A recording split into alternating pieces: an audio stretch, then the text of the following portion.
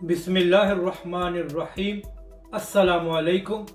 आप देख रहे हैं यूट्यूब चैनल आम सी बातें। तहरीक लब्बैक ने भरपूर अंदाज में फवाद चौधरी साहब को जवाब दिया है।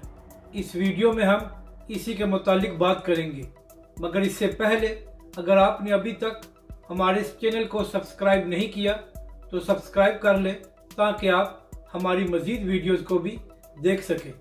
चंद दिन पहले फवाद चौधरी साहब ने कहा था कि कायदे आज़म पाकिस्तान को एक मजहबी रियासत नहीं बनाना चाहते थे और जो लोग कायदे आज़म का नाम लेकर पाकिस्तानी अवाम को पागल बना रहे हैं वह ऐसा करना छोड़ दें।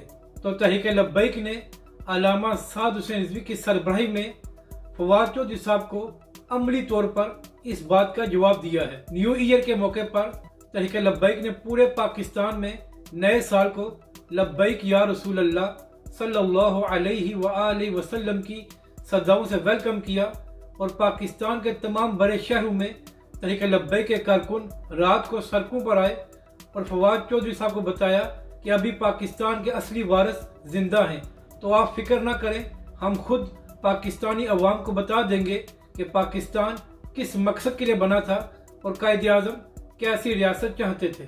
अपनी राय का ज़रूर इजहार करें कि आपको ये वीडियो कैसी लगी और हमारे इस चैनल को भी सब्सक्राइब करें।